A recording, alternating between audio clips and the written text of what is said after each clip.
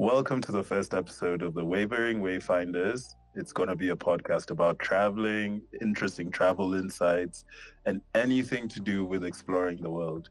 Today we have Diana on, who's Hello. Italian. There we go. There she is. And Diana, maybe you can tell us a bit about yourself, where you are, where you're from, and just to start off, like your favorite travel destinations. Okay, well, I'm Diana. I'm from Italy, to be precise, from Venice, near Venice. But right now I'm living in Turin, so to the other side of Italy. And my favorite place to go are like Europe, all over Europe. I really like Europe. But I want to explore more about Asia. I've never been to Asia, so I think it's gonna be cool someday to go there. That's exactly what I think as well. I've never been to Asia and would love to explore Asia. So we're on the same page with that. Diana, obviously being from Italy is a massive tourism hotspot. Everyone wants an Italy trip. Everyone wants a Europe trip that'll take you to Italy, Venice, which is exactly where you're from. What was it like growing up in such a popular area? Actually, it was kind of fun, but in a way that, like, you see the reaction of tourism. Go there and see like the Marco Square, where is this big church, and you see all the faces that the tourists makes, like surprise, and it's funny, like, because for me it's normal. I go to Venice multiple times in a year, so it's like, yeah, it's normal to see a city in the middle of the sea and all this particular type of building. And with the amount of tourists, is like a sort of, you become also a tourist, even if you don't want to. So it's fun. That's really cool. And when I was in Venice, you actually were our tour guide, and Yeah. we got an authentic Venetian tour of the city. And it was very different from what I even used to see online of the city. There was a few hidden spots. There was that lovely cafe we went to, which, I'll just let you explain it. You come with your girlfriend back in Christmas time, so we were likely also to see the gondolas with the reindeers and and Santa Claus. So you were really lucky to see that. And actually, the temperature during winter in Venice is not that cold, but the wind is really rigid. So that is the only thing that is not like for every tourist. We did a certain of trip that explored the hidden gems of Venice. We went to this part of Venice that is not like the usual street that that everybody sees, but are more like the part that the Venetians live there and they know those parts. And for example, one of my favorite parts was the library that we went there, and it's just a particular spot. Now it's also a tourist spot, but once it wasn't, and it's just those little parts that really makes you understand how beautiful is the city, even if you don't want to go in the main part of the city. And also simply the street of Venice of Venezia are really really beautiful. This type of architecture, there is the colors and simply the water, because we don't have any cars, we don't have any bicycle, there is just water and boats. And there is something that nobody really understand until they go there and see with their eyes. And then we explore all these parts of the city. Then we eat in this type of garden. How you say that? It was not a treehouse. It wasn't a tree house. It was like, oh yes, it was like a greenhouse. A greenhouse. So we were in this park and the cafe was in a greenhouse, and also they were, if you want, you can buy some plants, but it was just beautiful because you see it was all glasses and you can see out, and it was near also the sea, so just lovely, a lovely place to have a little coffee and and something to eat. That's very true. I think it was an amazing tour, and from the get-go we were straight into it. I remember the first stop on the tour was what you'd expect in a normal city. You walk into a grocery store and you sort of go, you know what? Oh, I thought for a second, oh, we're just gonna go get some snacks. And you walk in, and it's an old theater grocery store. I don't think there's anything more Italian than the fact that can exist. A grocery shop in an old theater, that is so iconic. It's like, where you go to buy grocery? Well, in a theater. With beautiful artwork and the stage in the back. Honestly, it was an experience that really stuck with me, between the beautiful grocery store, the greenhouse that we had lovely food in, and of course just walking around and realizing this is a whole city with no cars. In the year 2025, 2024, there's no cars around the city, and we're walking around just like the people did back in the day. Yeah. Right now there is the carnival, so there are all the masks that are just beautiful. You should come back again and see how it is right now, because it's just so colorful. More colorful than what you saw back in December. Wow. So I honestly can't. I would have loved to make it in time for Carnival, because that would have just been a lovely thing to attend. I can imagine the streets being full of people. And we did see a few of the costumes, the masks that were on show. So I can only imagine how beautiful that scenario is. Are you going to find a day to go down to Carnival? Or? Actually, tomorrow is the last day, so luckily this year I can't. But well, I went to the early days of Carnival, because in Venice, Carnival is more or less 2 weeks. The second week is the main part of this festivity. But already in the first days there was some masks going around, walking around the streets, and you just you feel like you're going to the past. Like you travel to the past, because you feel like, oh, their dresses like the old days. I wanted to, like I want to dress also like that. So it's fun. It's really fun to see all these ladies and old person dressed like the old days. Wow. I think it's one of the great things you can have in a city, that type of city-wide celebration. There's places in Spain where they do, mostly in the summer, I think they'll do the bull running, or sort of very Andalusian type of things that go on. But it's nice to see that even in Italy you guys have Carnival, and I'm sure you have other festivals throughout the year. Is there anything special in Turin, for example? For Carnival, no, not exactly in Turin, but in Asti, there is a city near Turin. Now, I don't remember exactly, but they do this type of fight with oranges. I'm not really sure about it. Like, I don't know if they're still doing nowadays, but I know it was a tradition. And now, in all city of Italy, we do like a parade with all the costumes and you say that those scarf with things on, I don't know how you say it. with the scarf, sorry? Did you say the... No, the cars that are... the cars. Oh, yes, the carnival, the big floats, the ones that go down the road, and they have interesting art pieces of them. Oh, that's kind of cool, actually. Wow. So, outside Italy, you've traveled through Europe. What was your experience as an Italian traveling in, let's say, I think you went to Spain. So as you go to Spain, and you speak a bit of Spanish, so you must have felt a bit like the local anyway. Yeah, also because Italian people are like everywhere. You just turn around and there is an Italian. So you always feel a little bit of Italy everywhere you go.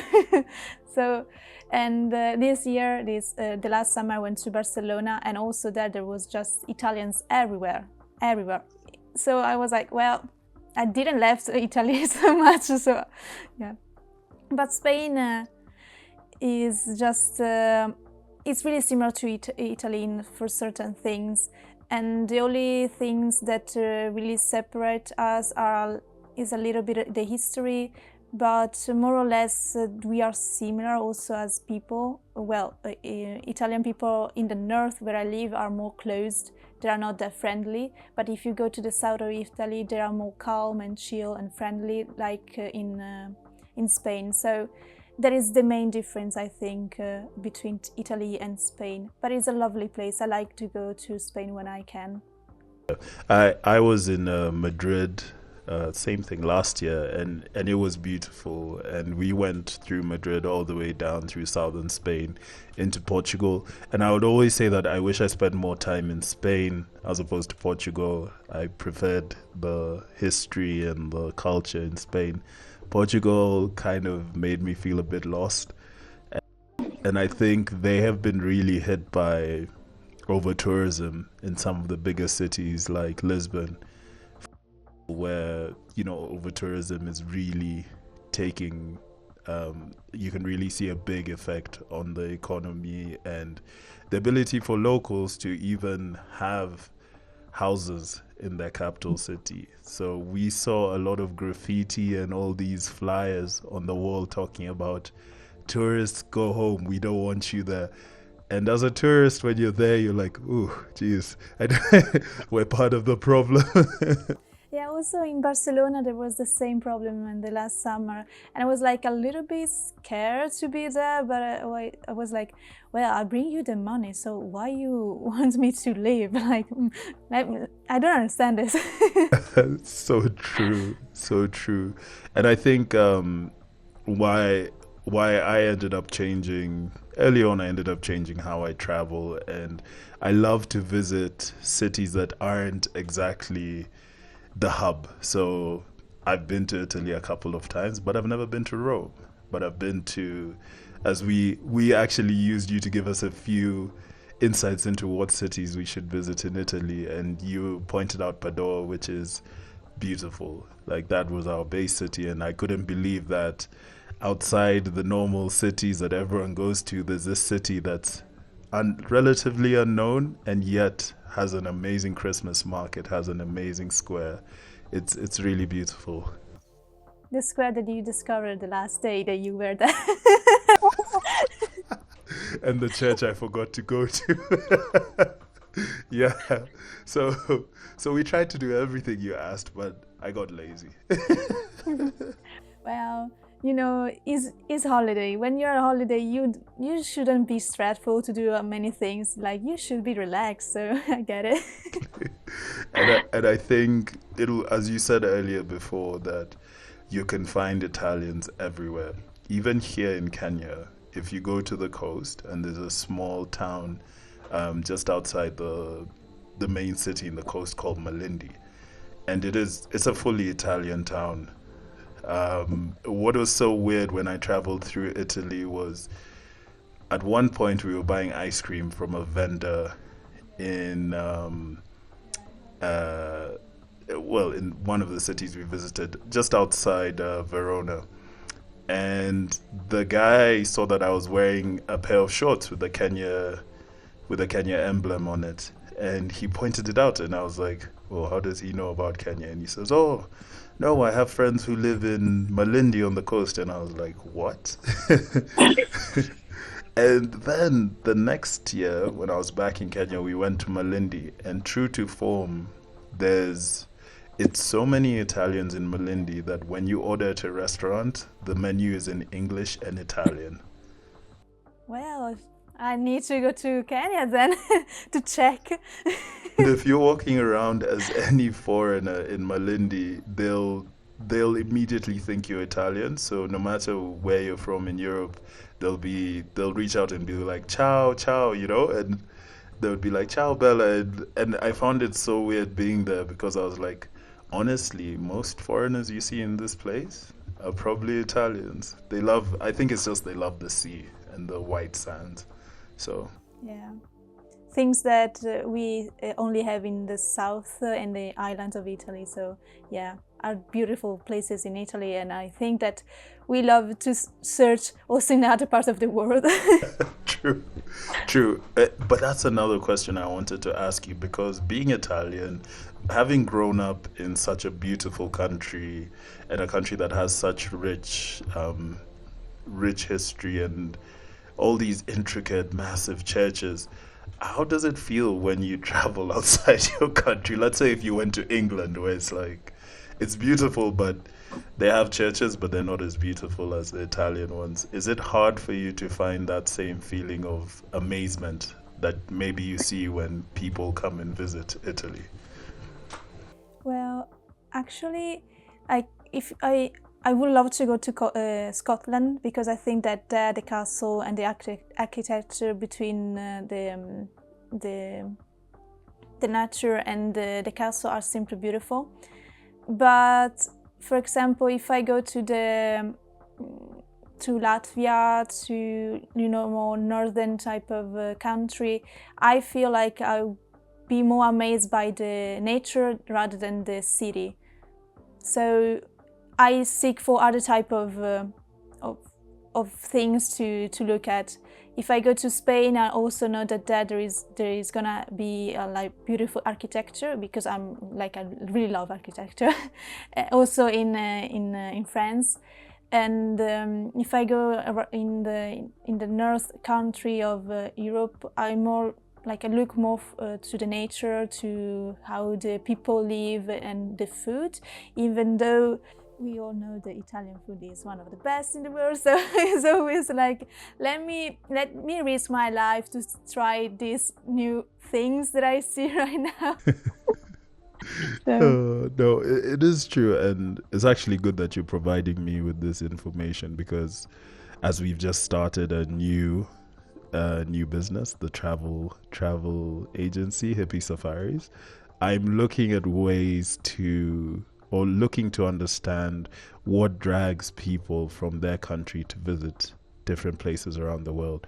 And I like what you said there about the nature, because all of a sudden I then understand, oh, that's why everyone from Italy comes to Kenya, because they're like, okay, let's go see something we don't see in Europe so often, which might be the wild animals, or the food's different. I don't know if it's better than Italian food, but that's true.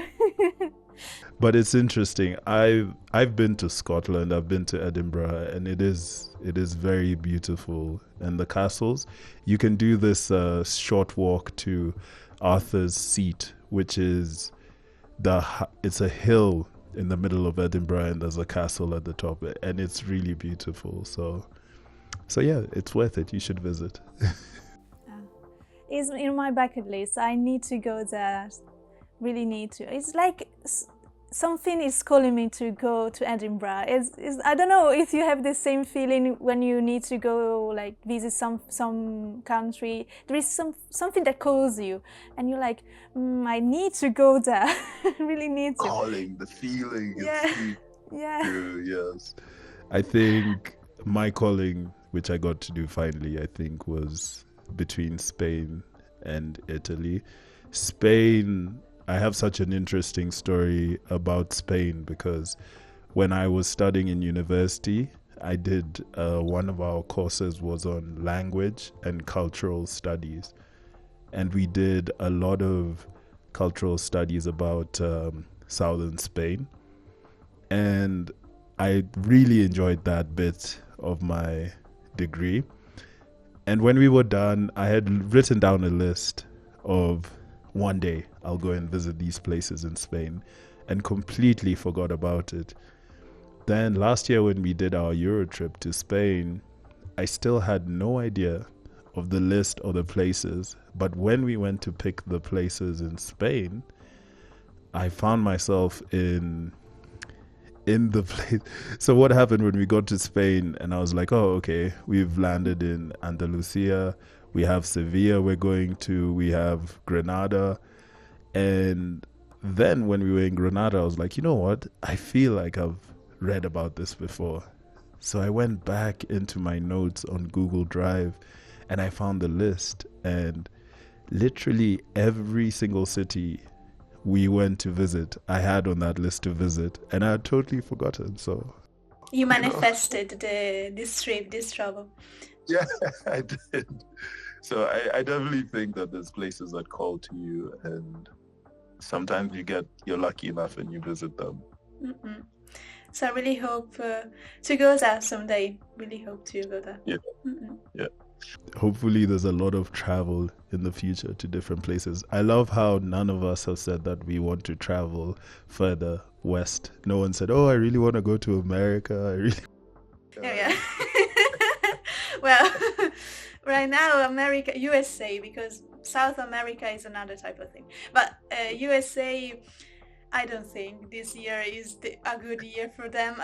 Let's say just that. Oh. It's probably not the time to venture that side. But I like what you said earlier about Asia. I've always wanted to visit China, and Me too. There is something that is calling us there. And have you seen the videos online of some of the cities they have there? Massive, big, architecturally amazing cities. And they'll be built in the most craziest ways. I remember seeing this vlog about this lady walking down this city that's built alongside a river. And it's so, I guess it's pretty similar to some of the cities you would have in Italy, where it's like a small, like congested city right next to a river. But in China, it's just crazy because I think the cities are all 5 the size of any city anywhere in the world. So it'd be nice to visit. Mm-hmm. Maybe we're gonna go there together. Exactly. I think we need to put together a trip and do it together. Well, hopefully at some point you'll be coming to visit in Kenya as well. No, that is something that I have on my list. Is already planned. So some point next year you should at least have one more country ticked for sure. Mm-hmm.